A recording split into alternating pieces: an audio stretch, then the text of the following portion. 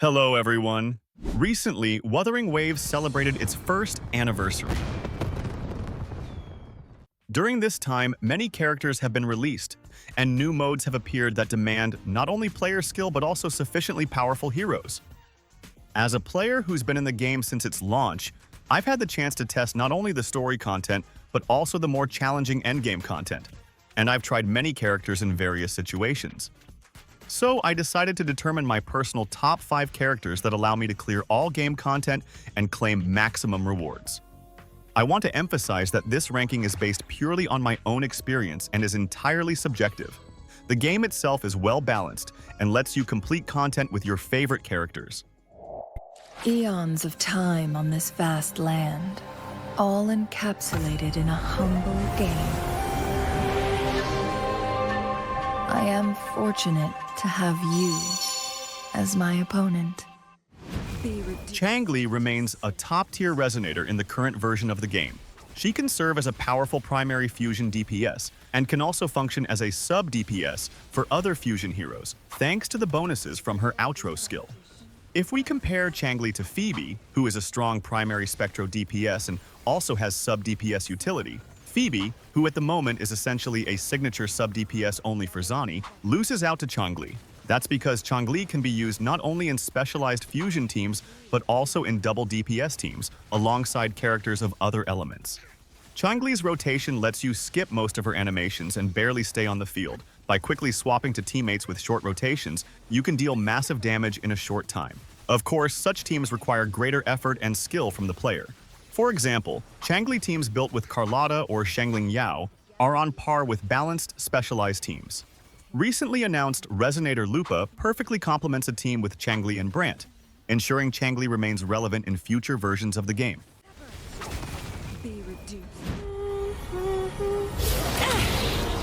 Oh!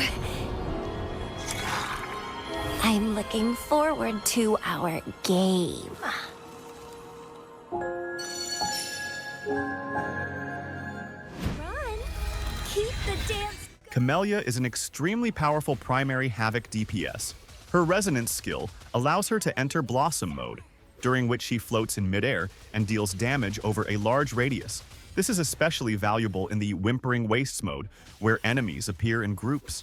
Additionally, using her Resonance Liberation, or her Resonance skill when her Concerto gauge is full, unleashes burst damage over a wide area, essentially wiping out entire enemy groups. Camellia has become indispensable for me in Whimpering Wastes. She lets me consistently clear every stage with a top rating.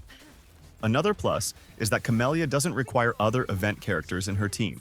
You can bring the 4-star Sanhua and a standard banner support like Verena, and that becomes one of the best teams for Camellia. Verena and Sanhua have very quick rotations, allowing Camellia to stay on the field longer and fully utilize her skills.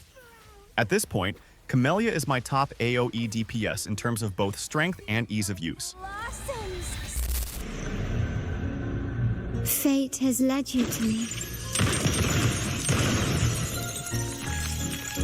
And considering the terms I'm offering, you wouldn't refuse me, would you? The world is mine. Carlotta, the second daughter of the esteemed Montelli family, embodies innate nobility and a refined appreciation for art. Her elegance is matched by her unorthodox spirit, and her Resonance Liberation erases enemies' HP bars as if with an eraser. She's one of the strongest DPS resonators and is ideal for against single targets with high HP. After the tactical hologram mode was released, it became a true trial requiring full mastery of player skill.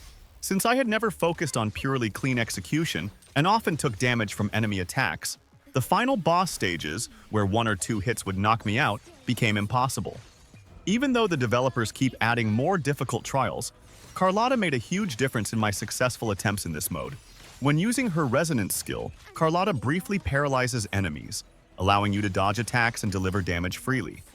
She has a fast rotation that doesn't require her to stay on the field constantly, giving you time to switch to a support character and recover HP. Her Resonance Liberation delivers massive damage in a short time. The first and last shots of her Resonance Liberation deal AoE damage, letting you handle groups of enemies and enabling Carlotta's use in Whimpering Wastes. though that requires more attention to skill usage and positioning. If you still don't have Carlotta, note that in version 2.4, she's getting a summer outfit, so think about whether you want to pull for her now.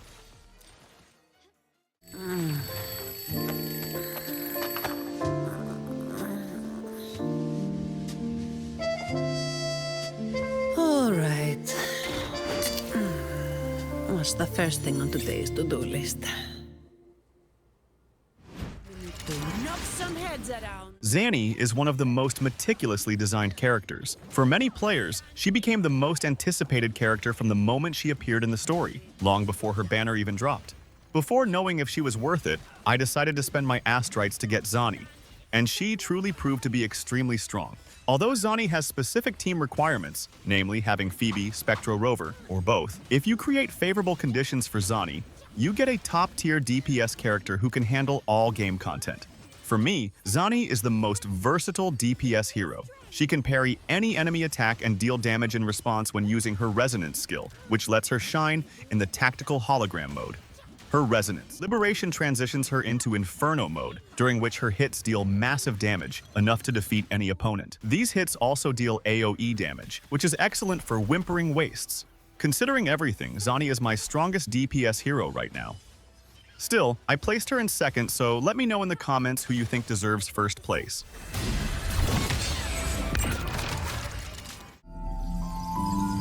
The Shorekeeper. This name suits me well enough. It aligns with my purpose and drive. They only exist because of you. Astral modulation. My top spot goes to my support hero, the Shorekeeper. In a game where you use many different character combinations, each with different elements, mechanics, and synergies, a support hero who can amplify everyone else's power is the most in demand. The Shorekeeper can boost virtually everything. Let's go step by step. First, she heals the entire team. Then, her Resonance Liberation grants a bonus of up to 12.5% crit rate and 25% crit damage for the character on the field. Her outro skill lets the user perform a perfect dodge after taking damage and boosts the team's overall damage by 15%. If you have her signature weapon, Stellar Symphony, which isn't a problem since we have a 100% weapon banner guarantee, using her Resonance skill also increases the whole team's attack by 14%. If you're willing to invest even more, you can unlock her Sequence Node 2, which extends the duration of her Resonance Liberation, and more importantly, grants a 40% attack increase to all teammates, on top of all Echo Set bonuses. And all of this can synergize with any character in the game, which firmly places the Shorekeeper at the top of my list. This was my top 5. Write your top 5 characters in the comments. It will be interesting to compare my list with yours. Thank you to everyone who watched this video. See you soon.